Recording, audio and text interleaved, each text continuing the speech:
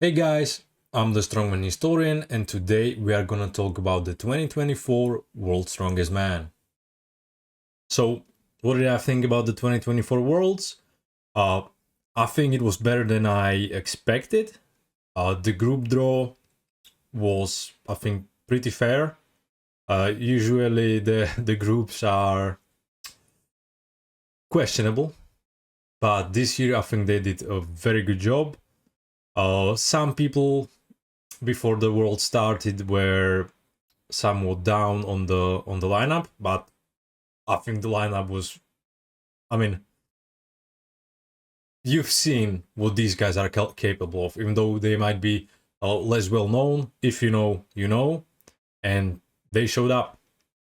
I'm gonna go, I think, group by group. I'm not gonna talk about everyone because, come on, like who is going to listen to me for an hour? Even 20 minutes might be pushing it. So let's talk about group one. And man, Tristan Hoth, like what's there to say? This guy was a late call up. He had no specific prep for Worlds. He won his group. It blows my mind that this guy wasn't invited sooner. He won the 2023 Magnus Classic. And yeah, sure, it's a lower level comp. But is it though? Is it though? The athletes that won it the previous 2 years, I think both deserve an invite. Rongo, obviously, there was some issue in the past with his visa, but he sorted his visa and he didn't get an invite, even though I think he was very well deserving. But Tristan did get an invite, and yeah, you can see that he belongs. In his group was also Eddie Williams. We all know how good Eddie is at certain events. He might be even the best in the world at some events, but the overall package wasn't like the top tier. But I didn't know this. Tell me if you did, but he started focusing more on strongman this year. I'm not sure what the situation is, whether he is just the full-time strongman now or whatever, but you could tell. Like he improved.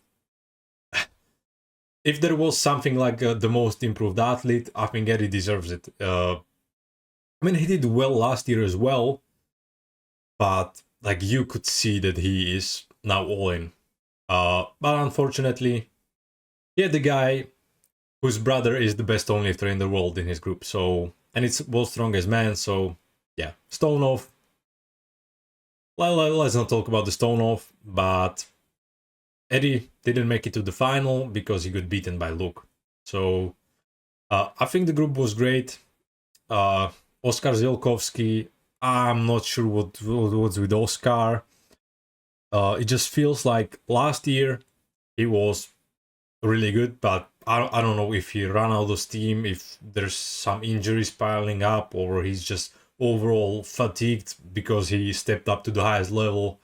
It's just not good, and I hate to see it, but the last comps he did, he just didn't perform, so it's a shame. Trey Mitchell, it was a miracle that he even was at Worlds this year because he tore his Achilles in, what was it, October or November? But I mean, he is one of the best even 6 months after a very serious injury. Like like injuries like this can be absolutely career ending. Not for Trey. Sure, his deadlift, probably squat are a bit down, but man, later in the year, he will be once again one of the best guys in the world. So that's group one. Let's talk about the second group. Let's talk about the new guys. Ondra Foitu? Who? Who the hell? Austin Andrade? Just because you don't know the new guys, it doesn't matter that they're bad. We've seen Ondra basically go toe-to-toe with Hooper. Yeah, there was some, oh yeah, we're just gonna go with the stones and drop him at the same time. Yeah, like if they can do that, why the hell not?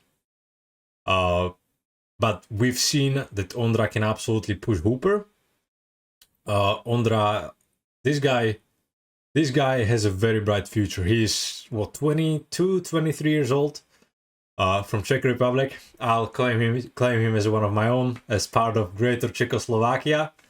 But jokes aside, he might be the future of the sport. But he has one weakness, and it's stones. Unfortunately, World's Strongest Man stones. It's always the same story. But Austin Andrade was the guy who beat him at stones, and this guy is also just a powerhouse. Like, this guy is absolutely massive. He has the Trey Mitchell, Eddie Hall, Zydrunas type build, and he's really good. I'm gonna get to him when we talk about the finals, but he's very good. Okay, and Mitchell Hooper won the group. No surprise there. Who else was in the group? I think Gav was in that group. I mean, it's very similar to Oscar, actually, because both Oscar and Gav had very great year last year, but they just, I don't know, it just doesn't seem to click in the last few comps, and I hate it, and I absolutely hate it. Let's talk about the other Americans, and that's Spencer Remick. It was a bit of a surprise that Spencer got invited, but he showed that he belongs. He was fourth in his group, just a decent showing. He beat two other guys. He beat Nick Camby. Nick qualified to Worlds by doing well at Europes, and I think he picked up a bicep/forearm issue when he was at Europes, and it sucks. Like, this is something that guys basically work for 10 years to go to World's Strongest Man, and he finally got his chance, and he was injured. It's a shame, especially someone who was so good as an under 105. Now he finally moved up to opens. He got this shot to represent Italy at World's Strongest Man, and it is what it is. Hopefully he can perform at similar standard next year to get another shot, because yeah, injuries are injuries. It's part of the sport. But you have to feel for someone who finally wanted to do it and they couldn't at 100%. So let's talk about Group 3, and that means let's talk about Madrag. Matthew Rag came from OSG last year with Yaku to Worlds, and Yaku won his group last year against Brian Shaw, which is, come on, this is the problem. A lot of people were actually saying that this lineup is bad because new names, like, what the hell, who is this? It doesn't matter if you don't know them. That just means that you're not paying attention. A lot of these guys are absolute monsters. Like, we've seen it with Lucas Hatton at the Arnold's UK. The standard everywhere is just incredibly high, especially in the North America. Like, the US guys, the Canadian guys are absolute beasts.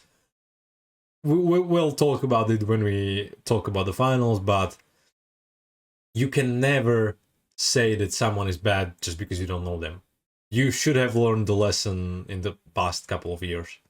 So Matrag winning his group, absolutely no surprise. This guy is absolutely world class. Nothing more to add. Then we had Ivar Schmaukstelis. Like, how is this guy not talked about more? When you look at Strongman archives, you sort by international wins. This guy pops up in, I think, top 5. He just competes a lot, does SCL shows, does whatever. He almost won Europe if he just a slight fraction of a second made him finish second at Europes. Ivars is just Ivars. There's nothing more to add. This guy just doesn't care, and he performs every time. So Ivars is Ivars. He made the final. This is the thing with the Stonov. it's just stupid. Honestly, like, I don't care that it makes... Does it even make better television than having a proper stone run? I'm not sure. As a fan, I just can't stand the stone off. But the biggest bullshit happened that Adam Bishop, he was absolutely tearing everyone. I think he won the first 3 events. His time on the deadlift ladder, like, what the hell, right? So he was in the second place. No, I think he was in the third place. But on the car walk, he tore his Achilles. So that meant that Ivars was supposed to do the stone off with Adam Bishop. Adam Bishop was in the third place. But since Adam got injured, Tom Evans replaced him in the stone off. Which, how dumb is that? Like, so basically that means that someone from 4th place can get into the final, which is ridiculous, right? There was no winning in this situation. It was, okay, so Ivars, he finished 2nd. The third guy, Adam Bishop, he got injured. Obviously, that sucks. But then, okay, Adam got injured, which, if you ask me, Ivars should just go through. But no, Tom Evans goes into the stone off. So Ivars can't go against the guy he was supposed to go, which is already stupid. But he has to go against someone. So Tom Evans goes against him.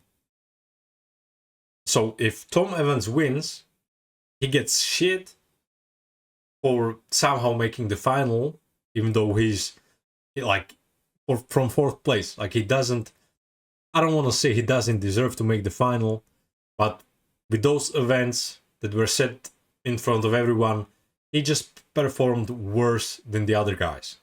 Okay, let's talk about group 4, and that was group of Evan Singleton, and Evan absolutely ran this group. Calm Evan. That's a problem. Like, we've always seen it with Evan. Okay, 2020, he tore his biceps doing the dumbbell. Then in 2021, I think he got food poisoning. He lost like 10 kilos in a couple of days and was absolutely trashed. Then 21, I think he got like allergic reaction. He went into the hospital and he always had bad luck. But now that he's calm, he doesn't have this fury in his brain, seeing red all the time for the whole competition, and it works. Like, the best thing that could have happened to Evan is calming down, and he won his group easily. He didn't even have to do last event. Yeah, and he came ready for the final. I'll get to that. Don't you worry. But we had Pablo Cordiaca in his group. These weren't the best events for him, but it doesn't matter as long as you can win the stone off. And he did win the stone off. He was in the stone off against Marcus Crowder, the 2021, I think, America's Strongest Man, which, like, it blows my mind that I think that's a prestigious title to me. Like, being the strongest man in America, like, what the hell? But it for some reason took 3 years for him to make the world's strongest man. Okay. And he proved that he belongs. He was 3rd in his group with guys like Ken Francis, who is a very, very solid British guy. With Evans Nana, who is an up-and-coming star. Yeah, these guys just belong. So instead of talking about newcomers, let's talk about an old grumpy man. Let's talk about Rauno. Rauno absolutely had a shot at making the final. I don't think any of these young guys could challenge him in the stone off. But in order to make the final, we have to make the stone off, and he didn't. He was very close in points, but he made a mistake in the car walk. And this is the funniest thing ever, because, well, he is by far the oldest guy in the group. All the other guys are in their 20s. And there was this argument that, oh, I'm the most experienced guy in the group, or like at Worlds, because it was, I think Liz talked about it, that oh, Ivars is the most experienced, and Rauno was like, no, I'm the most experienced. But then during the familiarization, when they have to like pick their peak heights on the like frame in the car walk, he only picked it up, but it turns out that it was too low, so he couldn't run with it. And that's just the funniest thing to imagine. I think he was saying to Liz like, "Oh, I'm idiot. I picked wrong height. It was too low." And that's just the funniest thing. So okay, let's get into the group 5, into the last group. So in group 5 we had Tom, and it's weird because spoiler alert, he's a 3-time world strongest man now, but he doesn't necessarily always win his group. So yeah, so it wasn't like absolutely certain that he will win his group, but he did.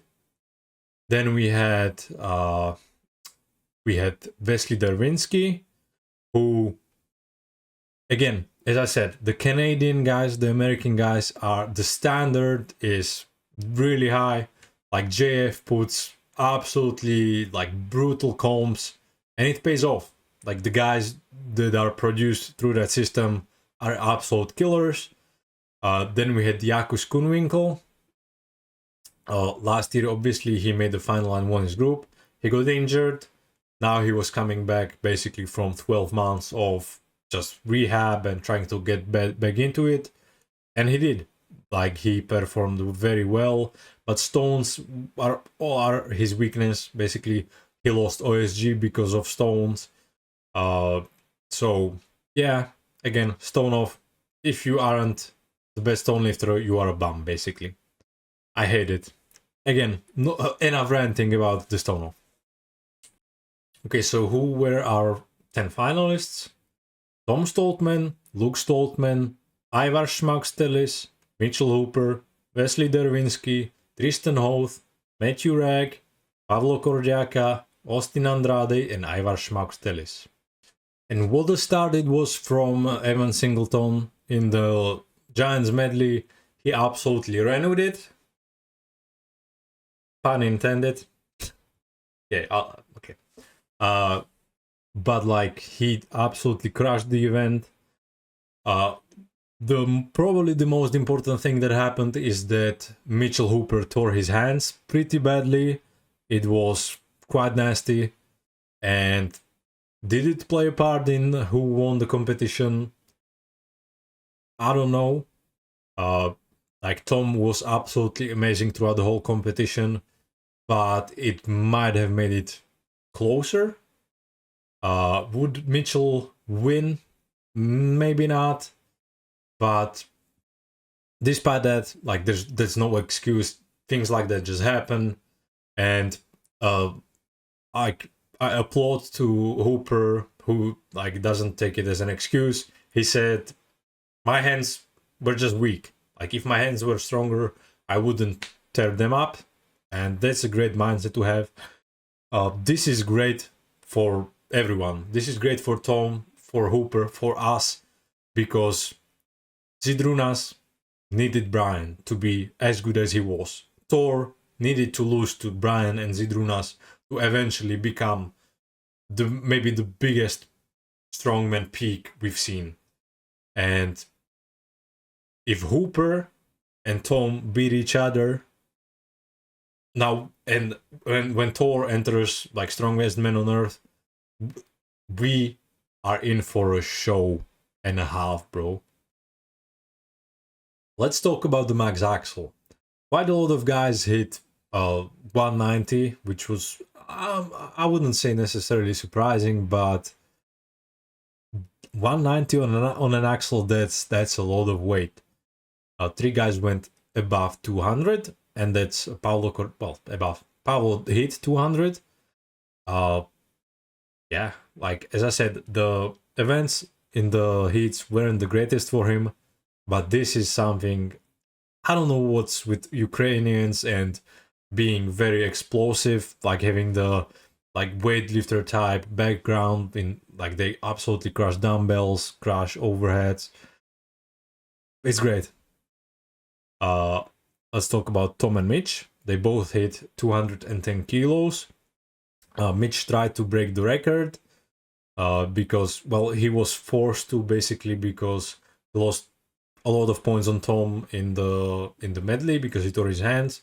So he just has to beat Tom to make up points, and he tried to go for the record, which was it was 217 point something. It wasn't even a kilo above the record, which I'm sure nobody would complain about that. Like, absolutely not, right? 1 kilo, bro. What is 1 kilo? Breaking the record by 1 kilo, better break it by 10, like, or it doesn't count. Again, people are people, but he failed it. Tom didn't even attempt it because, yeah, like, he just has to tie with Hooper. He already has the lead, so. But like, great showing in the overhead. Yeah, I'm glad we finally got to see a proper max axle. Great event. We'll do it again. Let's talk about the Cactus, and the world record was beaten by a centimeter. Yes, it doesn't matter if it's a millimeter, a mile. It's broken. It's more than the previous world record. Stop doing all this 500, 501 BS on everything. It doesn't matter. It's more than the world record. That's all that matters. It's more. It doesn't matter by how much, it's more. Okay? Okay. So 3 guys with the world record: Tom Stoltman, Mitch Hooper, and Wesley Darwinski. And the new world record is 7.76 meters. Okay, let's talk about the next event. And the next event was the Conan's Wheel. Pavlo Kordiaka absolutely smashed this event. It wasn't even close. He went first. I think, at least, he went first. But yeah, he went first. But he set a mark that nobody could match. Hooper, like, shout out to Hooper. I don't know how, but he reached so deep into him. He re-picked. I think when they do a circle, they can re-pick at the starting point, and he went another 1.5 like revolutions or something.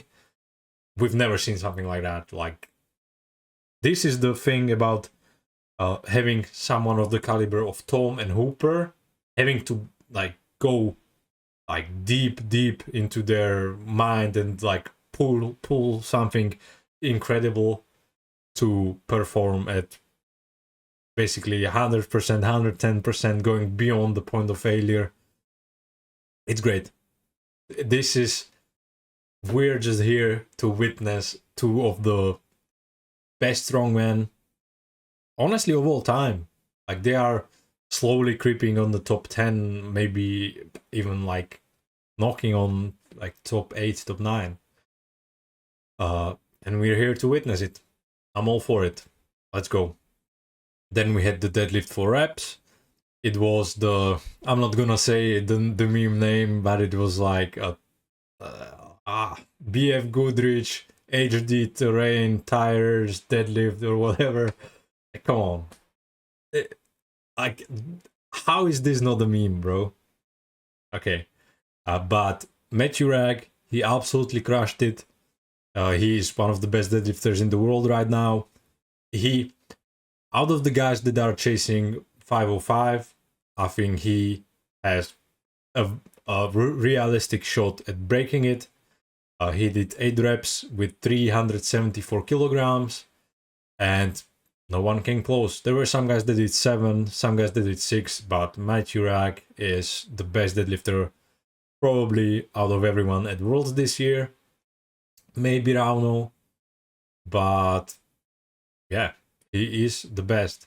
Hooper had trouble, like, even, as I said, he tore his hands up real bad, and even with straps he had trouble, like, holding onto the bar.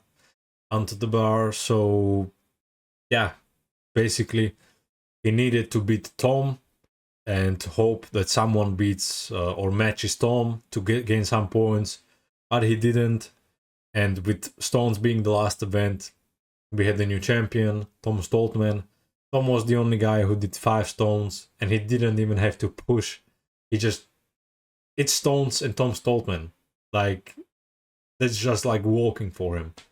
And Tom is deservedly a 3-time world's strongest man now. And yeah, a lot of people before this, some people were hyping the rivalry of Mitch Hooper and Tom Stoltman, and some guys were, oh, it's not the rivalry, like Hooper clears Tom every time. It's a rivalry now, you best believe it. And I'm happy that we will see it for the next couple of years, because both Tom and Hooper are not even 30 yet. So we're in for a ride. And with Thor back in the picture, Strongman is in a great place. Okay, I'm the Strongman Historian. Thank you guys for watching. Let me know down in the comments if you enjoyed these worlds. How did you enjoy them? Were you on Strongman Reddit? Were you watching Liz and Laws? Were you just at Strongman Archives? Are you waiting for the airing of the real show? Let me know down in the comments. I'm the Strongman Historian. Consider subscribing. I do a lot of videos. I will put them up here. Some of the ones that I'm proud of. And yeah, thank you guys for watching. See ya.